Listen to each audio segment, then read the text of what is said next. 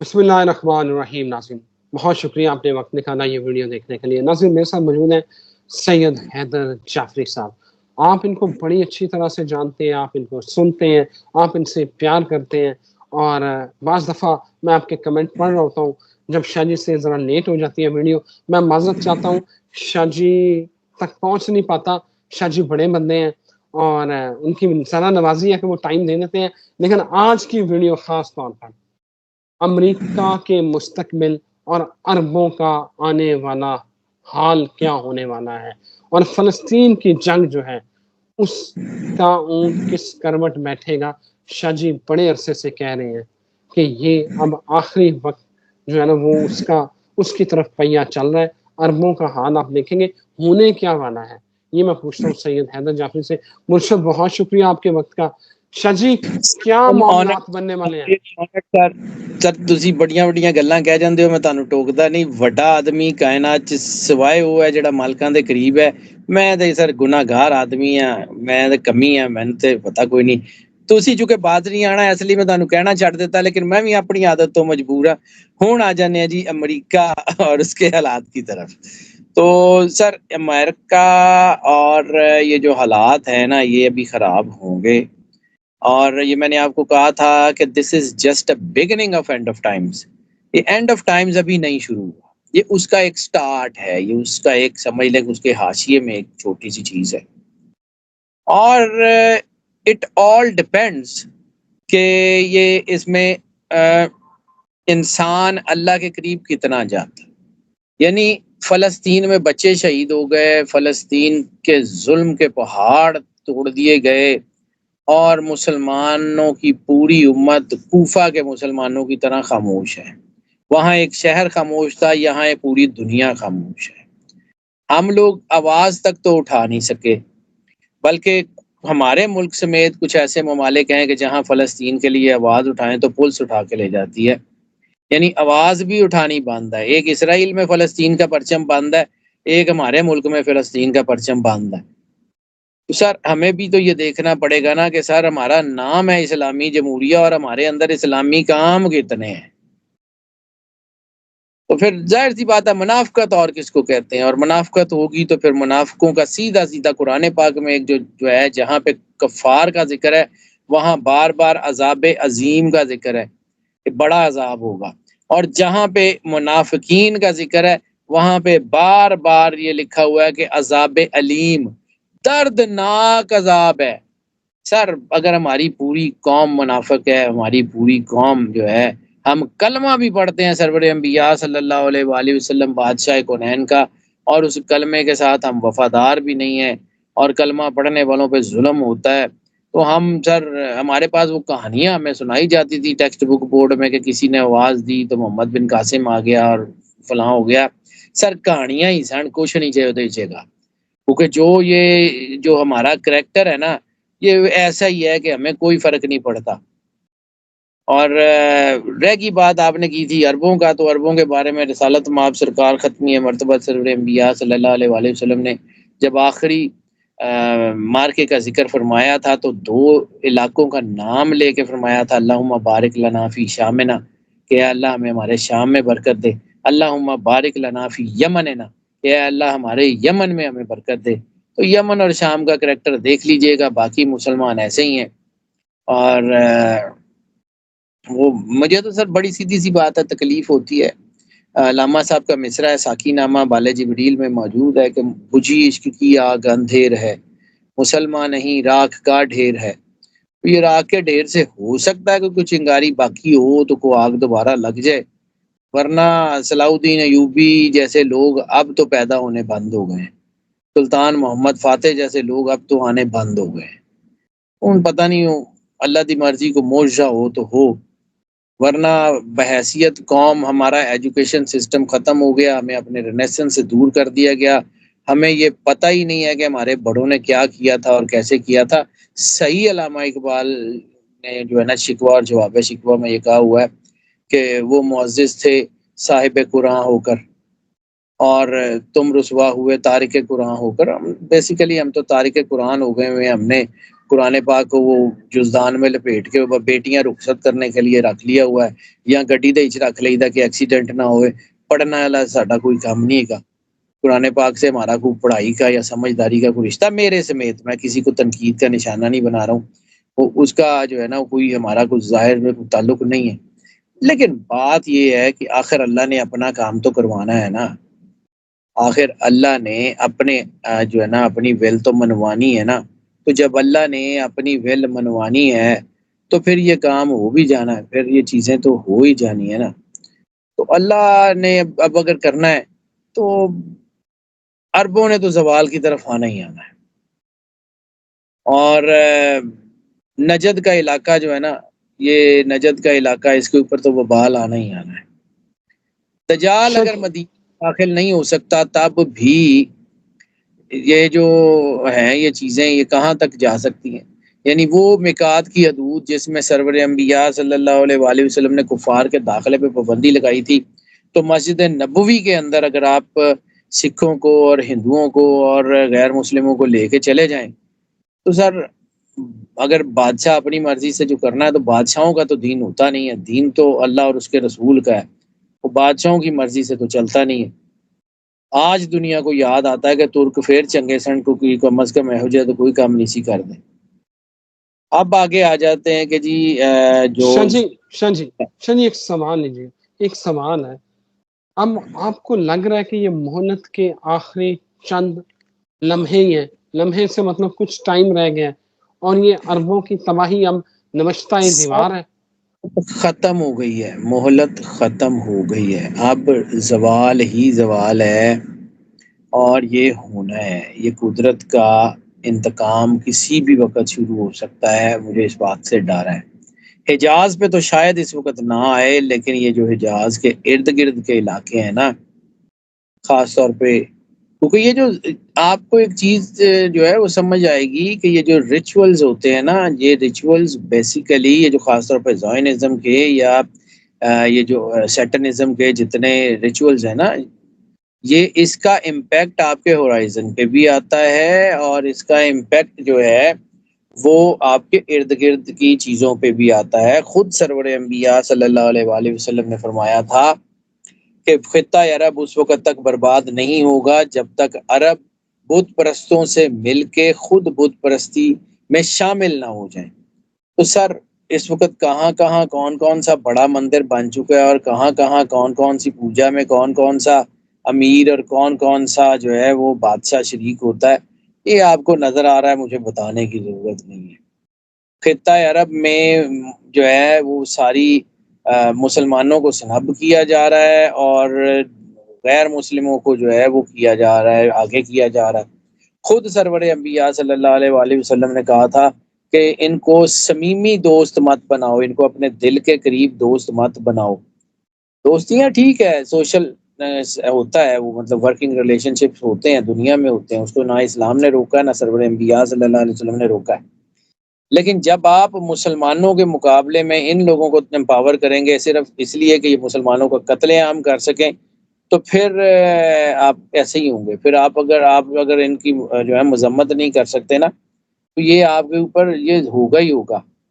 ابھی عربوں کے بہت سارے ممالک ہیں جنہوں نے کھل کے سامنے آنا ہے، ابھی یورپ کے مسلمانوں کے اوپر مشکل وقت آنا ہے، ابھی بہت کچھ ہونا ہے. یہ ایک دن کی گیم نہیں ہے، یہ ایک سال کی گیم نہیں ہے. یہ ہو سکتا ہے کہ کچھ عرصہ لے جائے، کچھ میں بھی یہ ڈیکیڈ یہ لے جائے، لیکن وہ جو جس جنگ کا ذکر کیا جا رہا ہے، وہ جو 7 سال کی بڑی جنگ جس کا ذکر تواتر سے روایتوں میں اور حدیث میں بھی ذکر ہے، تو وہ جنگ تو مجھے بڑی جو ہے نا وہ تو بلکہ شروع ہو گئی ہے. اب اس میں ایک فلائنگ گیئر لگنا ہے. تو اب کون سی جنگیں جو ہوتی ہیں کہ وہ لمبی لمبی کہانیاں ہوتی ہیں، ایک بٹن کے اوپر سارے علاقے فنا ہو جانے ہیں. تو جو مجھے بار بار نظر آتا ہے ایک سرور انبیاء صلی اللہ علیہ وآلہ وسلم کی حدیث ہے کہ تمہارے اوپر آگ برسانے والے تیر گریں گے اور تمہارے شہروں کے شہر برباد کریں گے.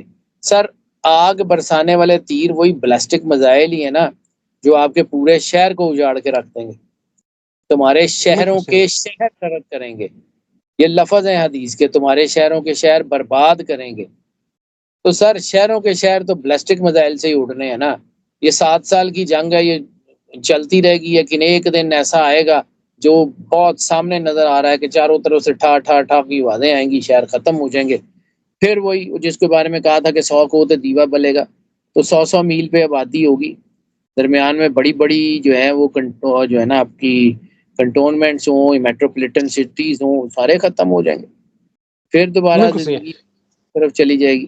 یہ تو ہے، یہ تو نیچر کا لا ہے. ہر شاہ چیز جی نے اپنے کی طرف تو واپس لوٹنا ہی لوٹنا ہے، جو مرضی ہو جائے. بالکل ٹھیک ہے. شاہ جی 2 سوال ہیں، ان کے آپ اکٹھے جواب دے دیجیے گا. امریکہ کو کیا ہم زمین بوس ہوتا دیکھیں گے؟ اس کی طاقت جو ہے وہ، اگر یہ ٹرمپ آ رہا ہے یا بائیڈن جو بھی آتا ہے، اس کے بعد کیا ہونے والا ہے؟ اور فلسطین اور اسرائیل کا بتائیں، ان کا معاملہ کیا ہوگا؟ سر امریکہ جو ہے اس میں مجھے تو یہی لگ رہا ہے، مطلب ہو سکتا ہے ٹو ایرز ہیومن، مجھے تو یہ لگ رہا ہے کہ بائیڈن انتظامیہ جو ہے وہ نہیں آ رہی. مجھے لگتا ہے کہ ٹرمپ انتظامیہ آئے گی. لیکن ایک چیز جو بہت سارے لوگوں نے یہ امیدیں لگائی ہوئی ہیں کہ ٹرمپ جو ہے وہ آئے گا تو چیزیں ٹھیک ہو جائیں گی. سر ٹرمپ بھی امریکی ہے گا جے، وہ پاکستانی یا انڈین نہیں ہے. ٹھیک ہے. اب آ جاتے ہیں کہ جی جو امریکن ہے، تو امریکہ کی فیڈریشن کے ٹوٹنے کے آدات تو ہیں، فیڈریشن کے بریک ہونے کے آدات تو ہیں، لیکن ابھی وہ اتنے مضبوط نہیں ہے کہ ہم آنکھیں بند کر کے کہہ دیں کہ جی امریکہ کا شرادہ بکھر جائے گا، یہ ہوگا وہ ہوگا. ایسا بھی پوری طور پہ ہوتا نظر نہیں آ رہا. لیکن پوری دنیا میں پاور سینٹرز بدل رہے ہیں. پوری دنیا میں اب سنگل پاور سینٹرک نہیں رہے گی یہ ورلڈ. اب یہ جو ہے نا یہ ملٹی پاور سینٹرک ورلڈ بننے جا رہی ہے. اور بار بار جس صدی کا ذکر سخی سلطان بہو نے اپنی کتابوں میں کیا ہے، ایشیا کی صدی، وہ ایشیا کی صدی طلوع ہو چکی ہے. یورپین یونین سے بہت بڑی بننے جا رہی ہے ایشین یونین. اور وہ ایشین یونین اتنی پاورفل ہوگی کہ دنیا اس کو دیکھے گی، اور ایشین یونین جو ہے وہ اپنا کام کرے گی. اس میں تو کوئی شک نہیں ہے کہ دنیا میں جو ہے نا وہ اب پولر پالیٹکس کی بجائے ملٹی پولر پالیٹکس جو ہے وہ شروع ہو رہی ہے. وہ ملٹی پول سے آپ کو چیزیں ملیں گی، اور ان میں بہت بڑے جائنٹس ہیں جن کو آپ آنکھیں بند کر کے بھی یا آنکھیں کھول کے بھی ڈینائی نہیں کر سکتے. چائنا اور رشیا، اور چائنا اور رشیا جب مل کے حملہ کریں گے تو دنیا اس کی تاب لاتی ہوئی تو نظر نہیں آ رہی. میں تو آپ کو بڑے عرصے سے کہہ رہا ہوں کہ اپنے گوادر دی خیر مناؤ، کشمیر دی، گلگت دی. مجھے نہیں پتا کہ کیا ہوگا، لیکن مجھے لگتا ہے کہ انٹرنیشنل پاورز جو ہیں وہ ہماری آزاد کشمیر میں، گلگت میں اور گوادر میں اپنی جڑیں مضبوط کرتی جا رہی ہیں، اور اس کے اعداد اچھے نہیں ہیں. وہ کچھ بھی ہو سکتا ہے، کچھ بھی ہو سکتا ہے. ابھی آسانی سے ہم کچھ کہہ نہیں سکتے اس کا. شاہ جی بس فلسطین اور اسرائیل کے، فلسطین اور اسرائیل کا تنازع جو ہے نا وہ ابھی اتنی تیزی سے ٹھیک نہیں ہوتا. سپورٹ ضرور ملے گی غزہ کو، جنگ بندی کے آثار ضرور بن رہے ہیں، لیکن جنگ ختم ہونے کے آثار نہیں ہیں، کیونکہ اسی ڈھیر سے دوبارہ بہت بڑی چنگاری اٹھے گی. اور شہیدوں کا خون، جیسے میں نے پہلے کئی دفعہ عرض کیا ہے کہ شہیدوں کا خون کبھی بھی رائے گاہ نہیں جاتا. سر یہ جو خون ہوتا ہے نا، یہ باقی تو خیر کسی کا ناحق کسی کا بھی خون گیا ہو تو وہ ضائع نہیں جاتا، لیکن جو شہید ہوتا ہے نا اس کا لہو پھر ضائع نہیں جاتا. اور کوئی بھی اگر شہیدوں کو مس یوز کرنے کی کوشش کرے یا جو ہے وہ ان کے چیزوں کو کرنے کی کوشش کرے تو وہ الٹایا ضرور جاتا ہے. رشیا بھی اگر جو ہے وہ مطلب ایک اور چیز تھی کہ رشیا اگر سپورٹ کرتا ہے مسلمانوں کو، جس کے آثار بہت زیادہ نظر آ رہے ہیں، تو رشیا اگر مسلمانوں کو سپورٹ کرے گا تو دنیا کی بڑی پاور وہ بنے گا. اس وقت مسلمان ایسی آئیڈینٹی ہیں جو چیزوں کو بہت زیادہ جو ہے وہ ٹرننگ پوائنٹ کی طرف لے جا سکتے ہیں. اب آ جاتے شاہ ہیں جی کہ یہی جنگ اسرائیل اور امریکہ کا جو ہے نا اس کے اندر بھی مجھے کو تھوڑا سا رفٹ نظر آتا ہے، ایسا کہ شاید وہ اتنی تیزی سے وہ سپورٹ نہ کر سکے. لیکن اس وقت جو میجر سچویشنز ہیں وہ یہ ہے کہ مسلمان ممالک کے اپنے اندر آگ لگنے جا رہی ہے، اور یہ اس میں ایک یمن اور سعودیہ کا تنازع بھی دوبارہ کھڑا ہو سکتا ہے، اس میں قطر اور یو اے ای کا تنازع بھی دوبارہ کھڑا ہو سکتا ہے، اس میں جو ہے اور بہت سارے جو ہے وہ معاملات کھڑے ہو سکتے ہیں جس میں مشرق وسطیٰ جو ہے اس میں آگ لگنے کے چانسز ہیں۔ اور مشرق بالکل وسطیٰ کا مطلب یہ ہے کہ گوادر کے بالکل سامنے جو ہماری بندرگاہ پڑتی ہے نا، وہ بھی مشرق وسطیٰ سے ہی ریلیٹڈ ہے، اس لیے میں بار بار کہتا ہوں کہ ذرا گوادر کا دھیان کر لو۔ جی سر۔ شاہ جی، یہ جو جنگ ہے اسرائیل اور فلسطین والی، آپ یہ کہہ رہے ہیں کہ یہ جو چنگاری، یہی جنگ اس پورے عرب کو اپنی لپیٹ میں لے گی؟ پورے خطے میں پھیلے گی سر، خطے میں نہیں، یہ پورے گلوب میں اس کے اثرات ہوں گے۔ یہیں سے یہ ٹریگرڈ ہے، اور یہ ٹریگرڈ شام سے ہوئی تھی۔ یہ شام میں جو رسالت مآب سرکار ختمی ہے مرتبہ سرور انبیاء نے کہا تھا، جب شام سے آگ کے شعلے اٹھتے ہوئے دیکھو تو پھر انتظار کرو ان فتنوں کا جو بارش کے قطروں کی طرح تمہارے گھروں میں داخل ہو رہے ہیں۔ تو سر شام دے وچ جدوں داعش والا کام ہویا سی، اس تو بعد دنیا نے دیکھ لیا کہ کدی سکون دا ساہ نہیں آیا، یہاں وہاں یہ لگا ہوا ہے، اور یہ وہیں سے ٹریگرڈ ہوا تھا۔ اسی میں ایک اسرائیل اور فلسطین ہے، یہ سمجھیں کہ ایک بریک تھرو ہے۔ اب اس کو فلائنگ گیئر لگنے جا رہا ہے۔ اگر ابھی بھی اللہ کی مرضی ہوئی، میری انرجی جو ہے نا وہ کچھ نہیں کہتی، انرجی اللہ کے حکم کا نام ہے، میں تو صرف پڑھ کے بتا رہا ہوتا ہوں۔ اگر ابھی بھی اللہ کا کوئی حکم ہوا تو یہ کنٹرول ہو سکتی ہے، ورنہ دنیا میں تو اس کا کوئی ابھی حل نظر نہیں آ رہا۔ ابھی تو وہی مملکت میں جو ہے وہ تباہی ہوگی، اور بڑی بڑی چیزیں ہیں۔ ابھی ترکی بہت خاموشی سے اپنے کام کر رہا ہے، ترکی ابھی نہیں آئے گا اس پوری جنگ میں، لیکن آنے والے کچھ سال کے بعد ترکی کا بہت بڑا رول ہے۔ میں نے ایک دفعہ پہلے بھی عرض کیا تھا کہ 3 مقامات ہیں دنیا میں جو سب سے زیادہ اہم ہیں، ایک خانہ کعبہ، مسجد الحرام، ایک بیت المقدس، اور تیسری آیا صوفیہ ہے۔ آیا صوفیہ یہ کانسٹنٹینوپل، یہ رسالت مآب سرکار ختمی مرتبہ سرور انبیاء صلی اللہ علیہ وآلہ وسلم نے جو کانسٹنٹینوپل کی فتح اور بشارت اور بہت ساری چیزیں کی ہیں، بڑے بڑے صحابہ جو ہیں وہ اس جنگ میں شرکت کے لیے آتے رہے ہیں۔ حضرت ابو ایوب انصاری جیسا بڑا جید ترین صحابی جو ہے وہ اسی جنگ میں شہید ہوئے، اور ترکی میں ان کا مزار موجود ہے۔ تو سر اگر قدرت جو ہے وہ یہ جو رسالت مآب کی زبان سے یہ الفاظ نکل سکتے ہیں نا، تو اس کا مطلب ہے کہ یہ کانسٹنٹینوپل کا کچھ نہ کچھ تو امپیکٹ ضرور پوری دنیا میں ہوگا۔ تو یہ اس طرف ترکی کی طرف بھی نظر رکھیے گا، یہ آیا صوفیہ جو ہے نا یہ کوئی عام سی چیز نہیں ہے۔ بہت شکریہ شاہ جی آپ کے وقت کا، تھینک یو ویری مچ۔ بہت اچھے طریقے سے آپ نے مجھے اور میرے ناظرین کو گائیڈ کیا۔ ناظرین اجازت دیجیے، ایک نئی ویڈیو کے ساتھ پھر سید حیدر جعفری صاحب کے ساتھ حاضر ہوں گے۔ اللہ حافظ۔